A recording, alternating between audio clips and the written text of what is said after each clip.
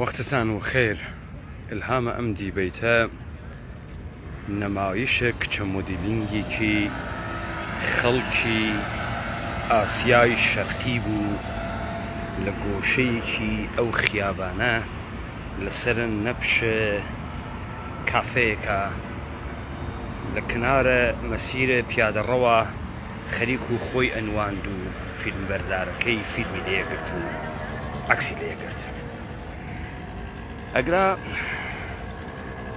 فاصلەی بینە پێڵە ئەلکساندرە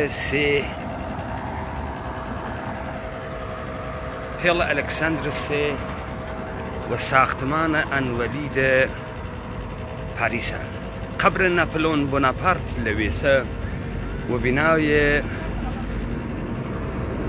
لوئیە چواردە بیمارستانە نەخۆشەکانە. ئەو گومبەدە تەڵایشە گومبەدە تەڵاویە کلیسای دڵە ئەم بناسە. ئەمە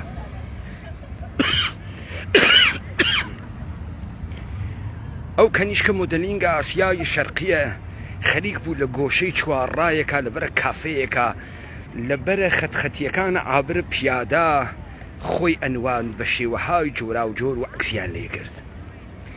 داخۆم بینەرەکانە ئەو فالەوەرەکانە ئەو کێ بوون؟ کەسانێک بوون کە خەریک بوون لەو کەنیشکە زەریفە خەیاڵە پاریس بگرن. من وامە پاریس گەرما حدودە 35 دەرەجە حارەق لە سەرچاو تێتە خوار، کرماشان فرە خۆشترە، ڕستورانەکانیشی خۆشترن. ئەمە ئەگرا خیاڵە ناپلۆن بۆناپارتت پێفرۆشێ، خیاڵە تاریخت پێفرۆشێ، خیاڵە کۆنکۆردت پێفرۆشێت و جێگەی گیۆتینەکەی ئینقلابە فەڕەنسە بوو کە لەسەری ئەقرتاند. خیاڵە جەزیرەی ناو ڕووبارە سنت پێفرۆشێت کە سیتی پێژن و گەورەترین کلیسایە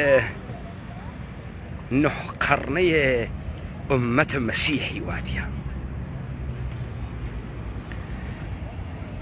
دوای لە بینچوونە ئارمانە سوسیالیزم بۆ ئینسانە مۆدێڕن ئارمانێک نەما بێجگە لە شیشە و ئاسن نەوێت.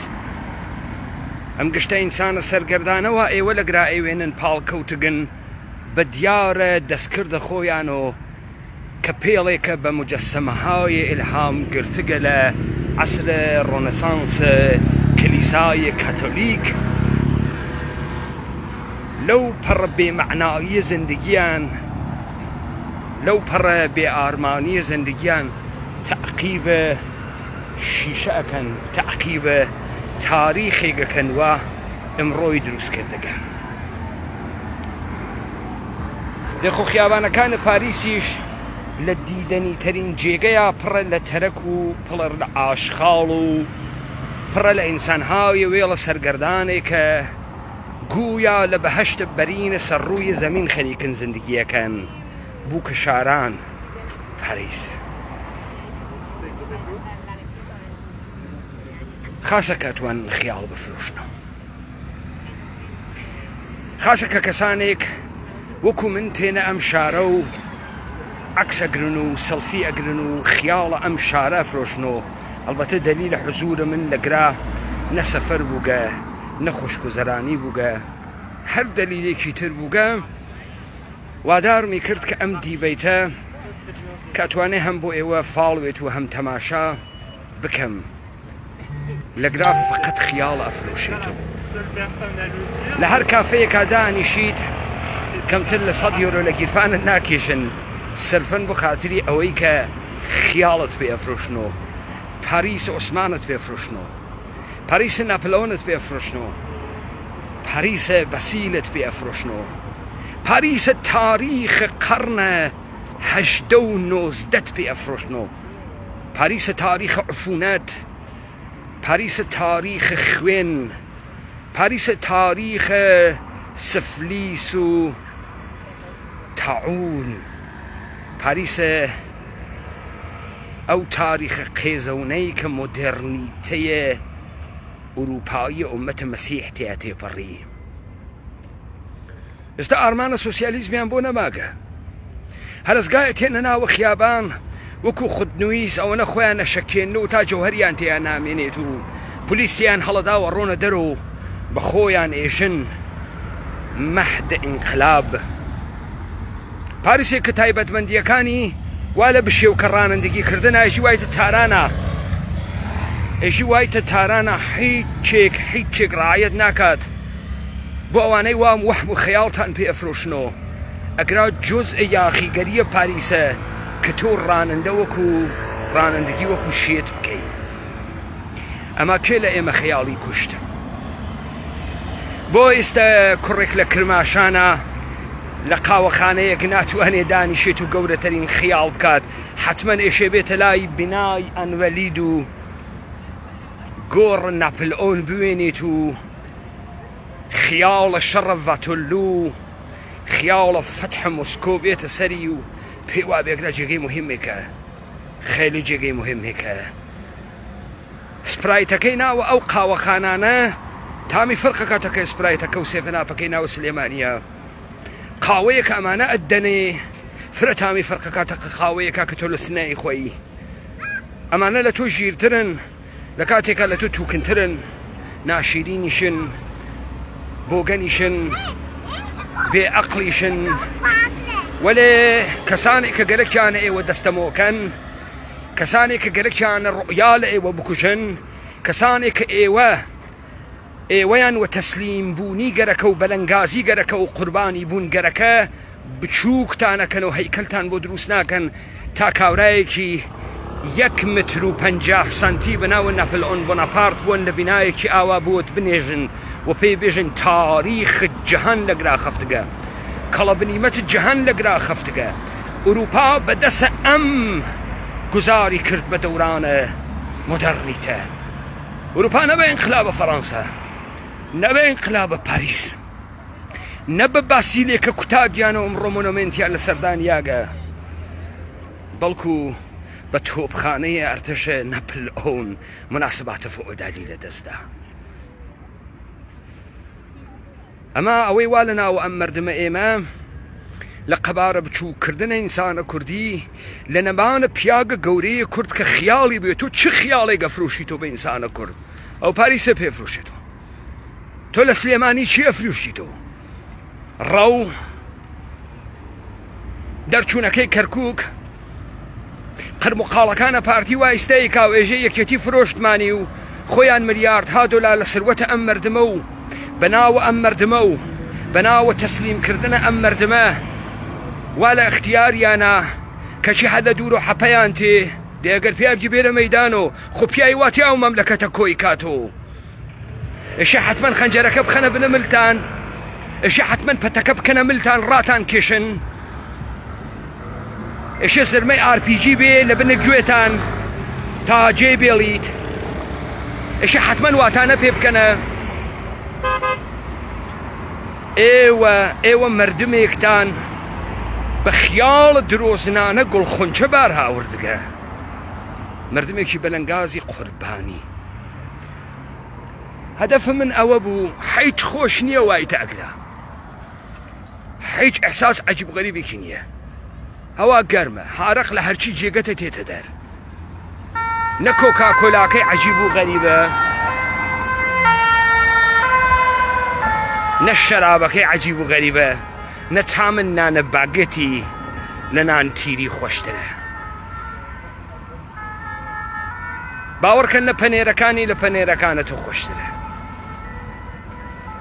عەزیز ڕۆیات پێ ئەفرۆشێت و ئەزانی ڕۆیای قەرن 19 و قەرنە 18 پێ ئەفرۆشێتەوە. پێ بزانە ئێمە چیمان دروست کردگە، ئێمە ساختمانمان دروست کردگە، ئێمە پارکمان تیا دروست کردگە پاڵکەوی،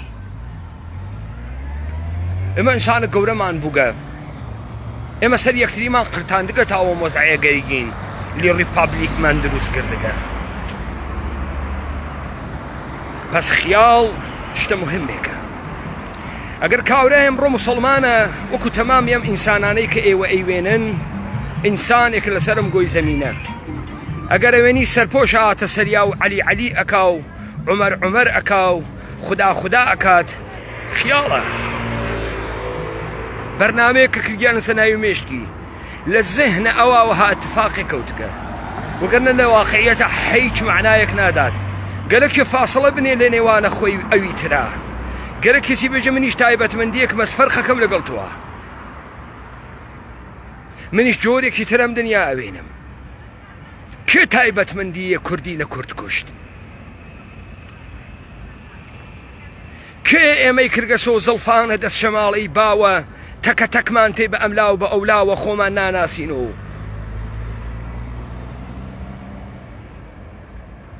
کەسانێک کە گەلێکیان و سەرزەمینە ئێمە بووەن کەسانێک کە گەلێکیان و ئێمە لە تەمەدونە خۆمان داسڕن کەسانێک کە ئێمەیان وەکو منسوخانە تاریخ دی فقط کوشتنە لە شەفیزیکیمان نەبوو ڕۆحمانیان کوشت تاریخمانیان کوشت وایان پێمان کرد هیچ چیرۆکێکمان نەوێ بۆ تاریفکردن ئەگرا ڤیکتۆر هۆگۆ هاتگە بینەوایانی وتگە ئەگرا پاریسە هۆسمانە پاریسە تەڕاحی کریاگێکە کالا خەدەمات و پۆلیس تێیا بەڕاحەتی بێت و بڕوات قابلە سەرکوب بێت قابلە کۆنترۆڵ بێت ئەگرا پالیسە بۆتلەرە پالیس تەمامە کەسانێکە کە نەختیان بەر مۆدەرنیتە کرد لە فۆکۆ تا بۆردۆ هێشتە تایبەتێکی عەجیب و غەریبی تیانە ئەگەڕێمەوە سەر باسە ئەوەڵ کەنیشکێکی مۆدەلینگی ئوروپای ئاسیای شەرقیم چاو پێکەوت لە گۆشەی خیابانێکە لە گرا وێسیا و ژەستە جۆرا و جۆری ئەگرت کابرای بەرامبەریش عەکسی لێەگرت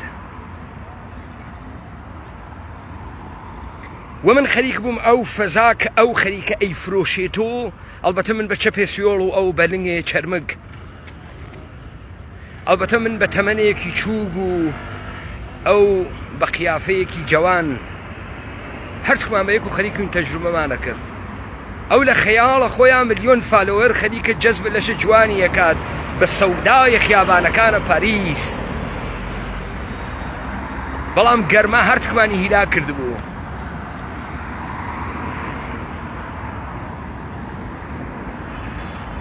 ئەخێزە کوردەوارە سەربەخۆ گەرەکە تۆ متەوەجه کا بزانیت خیاڵ مهمە تۆ بزانیت بکەیت مهمە خۆت لە خۆت چیرۆکت بێ خۆت تعریفکەیتۆ کە تۆ بکەیت مهمە قاچت خەیتە زەمین بێژی ئەگرا من دروستم کردگە مێژووی منە من بەمە تێپەڕیم ئەمەم دروست کرد وەنەشتە عەجیب و غەریبێک نیاغە گیان تۆن ئاسنیان توانگە سەوداگیانە دەمی یەکتریۆ پێژن یادگار ئەلەکساندرە سێ ڕەنگە زەردیان لێ داگە و تو هەریژی بێژی خۆشە وەڵا خۆشە وەڵا هیچ خۆش نییە من ئەگەر نەمگەرەکوێ ئێوە بخەڵەتێنم هیچ خۆش نییە باوەڕکەن ژیان بە تەکتەکە ئێوەمانان معنایی هەست ئێوە معنادەنە زندگی ئاسن نایدا شوشە نایدات داستانێک کە ئێوە ئەی خوڵقێنن قارەمانگەریە کە ئێوە ئەیکەن معنا بە زندگی ئەدات من لەو لەحزە پام خستکەسە ئەگرا خەیاڵ و ڕۆیای فەڕەنسەم پێفرۆشن پەنێرە فەڕەنسە شەرابە فەڕەنسە ژەمبۆنە فەڕەنسە کافەکانە سەن ژێرمەن کافە فلۆر پێگەهای ڕەوشەن فکری قاشتان خەنە زەوی لە سەرزەمینە خۆتان بیگۆڕن ئەوەی تاریخی گۆڕی ئەوەی دنیای گۆڕی خۆی ئەبەدی ئەکاتەوە بیگۆڕن ئەمانە بە خیاڵ ئێمەیان بەلەنگاز کردگە فێرمانیان کردگە حەزکەین بە سوالکردن فێرمانیان کردگە حەزکەین بە قوربانی بوو